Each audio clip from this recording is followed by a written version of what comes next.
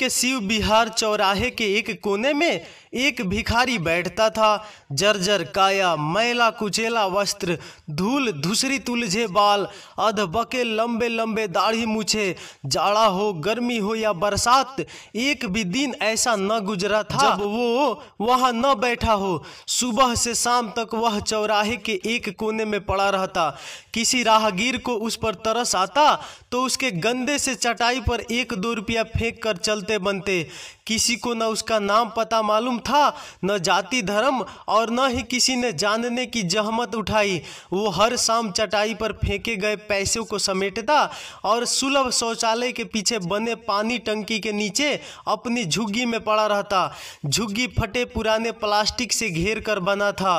अंदर जमीन पर पॉलीथीन बिछाकर उस पर जूट का बोरा बिछाकर बिछावन बना था तथा एक छोटा सा दरवाजा था जिसमें एक बोरा टंगा था।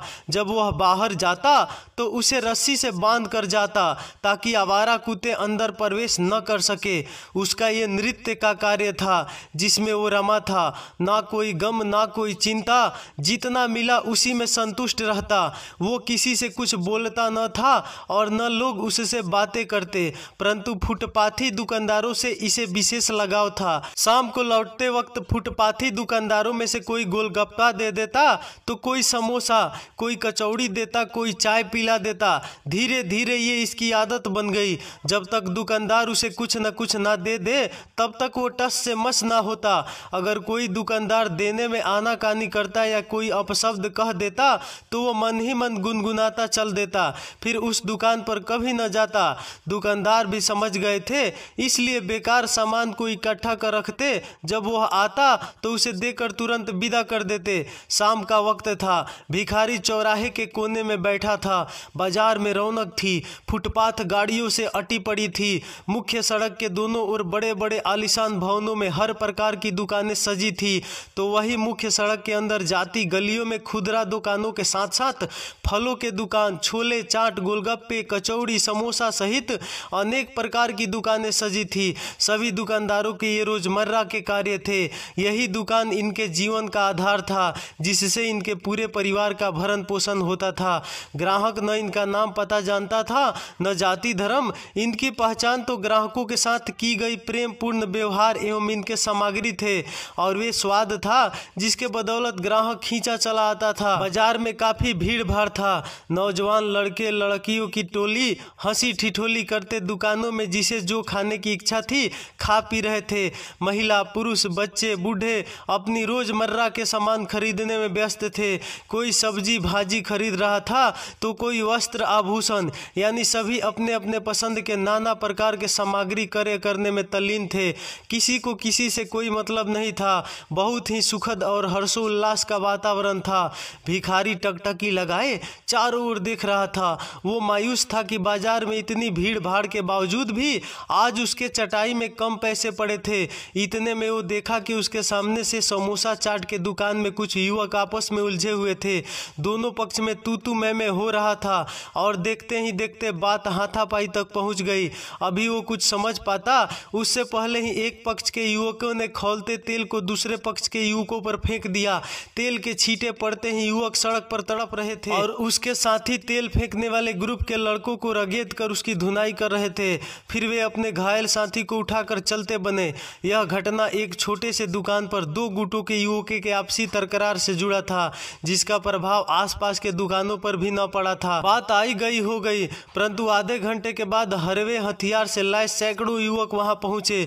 लोग उनकी मनसा भांप पाते उससे पहले ही वे सभी फुटपाथी दुकानदार खोमचे वाले ठेले वाले की दुकान को तहस नहस कर दिए, उसमें आग लगा दी। कुछ युवक पार्किंग में खड़ी गाड़ियों को आग के हवाले करते जा रहे थे। कुछ देर पहले जहां लोग हंसी खुशी खरीदारी कर रहे थे, अपने मनपसंद व्यंजन का लुत्फ उठा रहे थे, देखते ही देखते बाजार में अफरा तफरी मच गई। लोग बदहवास अपनी जान बचाने के लिए भाग रहे थे।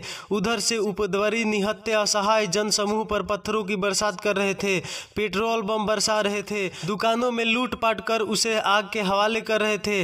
पूरा इलाका उनके कब्जे में था। वे कैसी विडंबना थी कि अपने ही अपने के खून के प्यासे थे। वे अपने हाथों अपनी लंका का दहन कर गर्वित महसूस कर रहे थे, खुशी मना रहे थे। ये कैसी मानसिक तृषा थी कि अपनों को दुख पहुंचाकर अपनों के खून से तृप्त हो रही थी।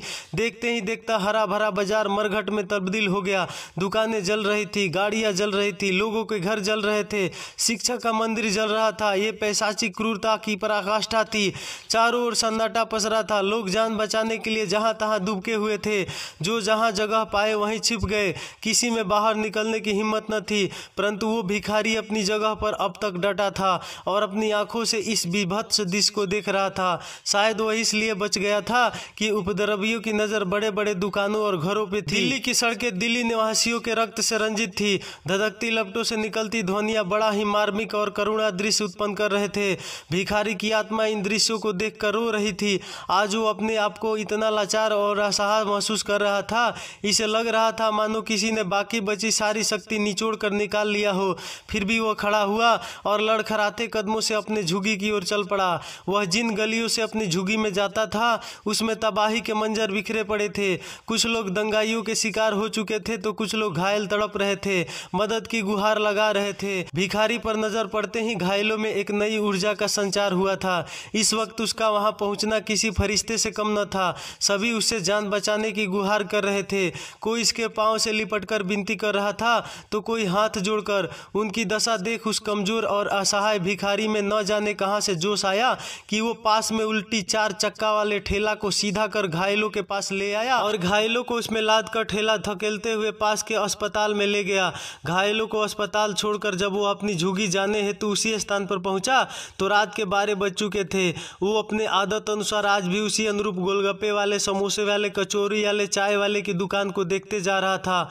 वो जैसे जैसे आगे बढ़ता जाता उसका दिल द्रवित होता जाता। सभी दुकान तहस नहस थे, ठेले जलकर खाक हो चुके थे, सभी सामान पैरों तले रौंदे जा चुके थे। दुकानों के अंत तक जाते जाते वो हताश और निराश हो गया था। वह धम से बैठा और फूट फूट कर रोने लगा। वे आंसू उसके गम के नहीं थे, ये आंसू थे उन दुकानदारों के स्नेह का, आत्मीय संबंध का जो उन्होंने उस पर निस्वार्थ भाव से लुटाया था। शायद वो उनके उजड़े चमन की टीस का अनुभव कर रहा था। वह आंसू पूर्ण नेत्रों से देखते हुए बैठे ही बैठे सड़क पर बिखरे बड़े खाद्य पदार्थ को चुन चुन कर खाने लगा। ये भोजन उसकी क्षुद्रा को नहीं, उसकी तड़पती आत्मा को तृप्त कर रही थी। जब वह अपने झुग्गी में पहुंचा तो वहां धूप अंधेरा था। अंदर प्रवेश करते ही उसके हाथ पांव फूल गए। अंदर कोई छुपा बैठा था जिसे वे देख नहीं पा रहा था। उसने संशय भरे स्वर में पूछा, कौन है यहाँ पर, क्या कर रहा है? वह शख्स धीरे से बोला, मेरा घर पास वाली गली में है, मेरे पापा यहाँ के वार्ड पार्षद है। मैं मुंबई में फैशन डिजाइनिंग का कोर्स कर रहा हूँ। मुझे मालूम न था कि यहाँ दंगा फैला हुआ है। जब मैं यहाँ पहुँचा तो चारों ओर अफरा तफरी का माहौल था। दंगाइयों का एक झुंड मेरे पीछे पड़ गया। मैं अपना सामान छोड़कर जान बचाने के लिए भागा और यहाँ आकर छुप गया। तब मेरी जान बची। भिखारी आवाज़ से जान गया था कि वह कोई लड़का है। उससे बोला, अपने बाप को फ़ोन लगाकर बोलो कि आकर तुम्हें ले जाए। भागते समय मेरा फ़ोन कहाँ गिर गया मुझे मालूम ही नहीं चला। वह मायूस स्वर में बोला। भिखारी बोला, इस वक्त माहौल शांत है, तुम घर चले जाओ। नहीं नहीं, मैं अकेले नहीं जा सकता, मुझे डर लग रहा है। अगर आप मुझे घर तक छोड़ आते तो बड़ी मेहरबानी होती। वह डरते डरते बोला। भिखारी निर्भीक स्वर में बोला, मेरा क्या है, आगे नाथ न पीग पगहा, चलो तुम्हें छोड़ आऊं। दोनों बाहर निकले तो बड़े घरों में अब भी आग धधक रही थी जिसकी पीली रोशनी चारों तरफ फैल रही थी। उन पीली रोशनी में भिखारी ने युवक को देखा तो देखता रह गया। गोरा चिट्टा हट्टा कट्टा आकर्षक रूप रंग का नवयुवक था। जींस टी शर्ट पहना था जो उस पर खूब भभक रहा था। उसका आकर्षण व्यक्तित्व एक ही नजर में उसे भा गया था। वो उसे प्रेमपूर्ण नजरों से निहारते हुए बोला, चलो। आगे आगे भिखारी और पीछे पीछे युवक चले जा रहे थे। गली में सन्नाटा पसरा था। दूर से कुत्ते के रोने की आवाज़ें भयावह होता जा रहा था। कुछ दूर चलने के बाद उन्हें आदमियों का एक झुंड आता हुआ दिखाई दिया। इनके प्राण सूख गए। युवक के घर की तरफ भागा और जोर जोर से दरवाजा पीटते हुए बोला, पापा पापा। देखते ही देखते भीड़ युवक के पास पहुंची। उसके गर्दन को पकड़कर सीधे सड़क पर पटक दिया। वह रो रहा था, चिल्ला रहा था, गिड़गिड़ा रहा था, पर भीड़ तो उसके खून के प्यासी थी। सभी उस पर टूट पड़े थे। भिखारी यह दृश्य देख अपना आपा खो बैठा। वो भीड़ से भिड़ गया पर उसकी एक न चली। फिर वह लहूलुहान युवक पर कवच बनकर उसके ऊपर गिर पड़ा। उस पर लाठी डंडे की बरसात होती रही। वह सहन करता रहा। इतना से उनका मन न भरा। एक ने बड़ा सा चाकू भिखारी के पीठ पर घोंप दिया जो भिखारी के दिल को चीरते हुए युवक के दिल में जाग धंसा था। युवक के मुंह से दर्द भरी चीख निकली, या अल्लाह। और भिखारी के आखिरी शब्द थे, हे राम। दोनों चाकू से एक दूसरे से गुथ बंधे हुए थे। दोनों के खून एक दूसरे से मिल गए थे। दोनों के खून में कोई भेद न था। यह सारा माजरा घर की बालकनी से एक शख्स देख रहा था। उधर उनके प्राण पखेरु उड़े, वैसे ही उसे एक किसी अनहोनी की आशंका हुई। वह भागता हुआ वहां पहुंचा। उसे देखते ही भीड़ शांत हो गई। सभी नतमस्तक थे। भीड़ खुद ब खुद उसके लिए रास्ता बनाती चली गई। वह दौड़ता हुआ लाश के पास पहुंचा। अपने हाथों से युवक के ऊपर से भिखारी के लाश को हटाया और युवक को देखते ही कटे हुए पेड़ की भांति गिर पड़ा और विलाप करने लगा। वह बोल रहा था, मेरा इकलौता बेटा रेहान, मेरा सब कुछ लुट गया। ऊपर वाले ने मेरे किए की सजा मुझे दे दी। वह रोता रहा, बिलखता रहा। उसे कोई सांत्वना देने वाला न था, न कोई ढाढ़स बंधाने वाला था। सब कुछ शांत हुआ तो आंसूपूर्ण नजरों से चारों ओर देखा, कहीं कोई न था। भीड़ गायब हो चुकी थी। वह अकेला बैठा पश्चाताप की अग्नि में जल रहा था। तो दोस्तों, ये कहानी आपको कैसी लगी? अच्छी लगी तो एक लाइक जरूर कर दीजिए और चैनल को सब्सक्राइब भी कर देना। तो चले अगले वीडियो मिलते हैं, तब तक नमस्कार, धन्यवाद, बाय बाय।